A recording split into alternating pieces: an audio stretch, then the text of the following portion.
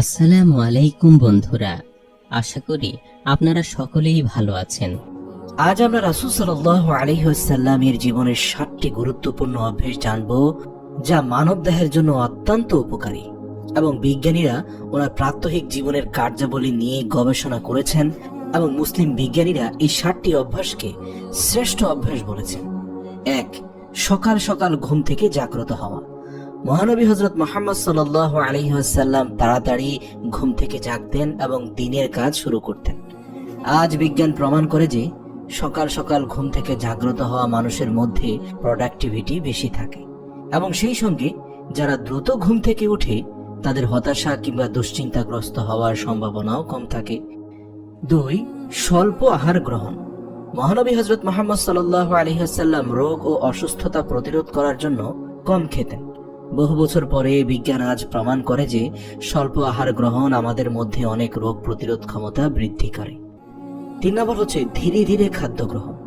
খাওয়ার পরে মস্তিষ্কে সংকেত আসতে 30 মিনিট সময় লাগে, তাই অনেক সময় দেখা যায় ভরপেট খাওয়ার 30 মিনিট পর মানুষের কাছে অস্বস্তি বোধ হয়, কারণ সে খুব বেশি খেয়ে ফেলেছে। তাই পেট খালি থাকতেই খাবার বন্ধ করা উচিত। দেখবেন 30 মিনিট পরে আপনার মনে হবে আপনার পেট পূর্ণ হয়ে গেছে। অথবা ধীরে ধীরে খাবার গ্রহণ করতে পারেন, যার ফলে আপনি বুঝতে পারবেন আপনার পেট ভরে গেছে। পরিবারের সঙ্গে খাবার খাওয়া। আমাদের নবী সাল্লাল্লাহু আলাইহি ওয়াসাল্লাম সব সময় পরিবারের সবাইকে একসঙ্গে সাথে নিয়ে খাওয়ার ব্যাপারে উৎসাহিত করতেন। আজ বিজ্ঞান বলে যে পরিবারের সবাই একসঙ্গে খাবার খেলে অনেকাংশে মানসিক চাপ কমে যায়। 5 নম্বর হচ্ছে 3 শ্বাসে পানি পান। মহানবী সাল্লাল্লাহু আলাইহি ওয়াসাল্লাম 3 শ্বাসে পানি পান করতেন। এটা সুন্নাহ। আজ বিজ্ঞানীরা দাবি করে যে একসঙ্গে পানি পান করলে আমাদের ব্লাডের ইলেকট্রোলাইট গুলো ইনক্রিজ হয়ে যায়, অর্থাৎ বেড়ে যায়। এর ফলে মাথা ব্যথা, মাথা ঘোরানো এবং ভারসাম্যহীনতা সৃষ্টি হতে পারে। রোজা রাখতেন। রাসূল সাল্লাল্লাহু আলাইহি ওয়াসাল্লাম মুসলমানদেরকে রমজান মাসে রোজা রাখতে বলেছেন এবং তিনিও নিয়মিত রোজা রাখতেন। আজ জাপানি বিজ্ঞানীরা রমজান মাসে রোজা ঘোষণা করেছে এবং তারা বলেছে যে রোজা অত্যন্ত স্বাস্থ্যকর এবং শরীরের ক্যান্সার কোষগুলির বিরুদ্ধে লড়াইয়ে সহায়তা করে। 7 নম্বর হচ্ছে সুস্থ থাকা।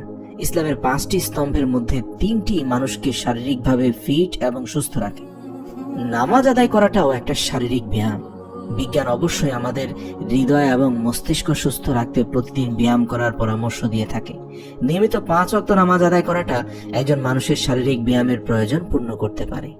মহানবী সাল্লাল্লাহু আলাইহি ওয়াসাল্লামের অভ্যাসগুলো যদি আমরা আয়ত্তে আনতে পারি, তাহলে একই সঙ্গে তার সুন্নতের অনুসরণের পাশাপাশি আত্মিক পরিশুদ্ধির পাশাপাশি শারীরিকভাবেও সুস্থ ও সবল থাকতে পারবো।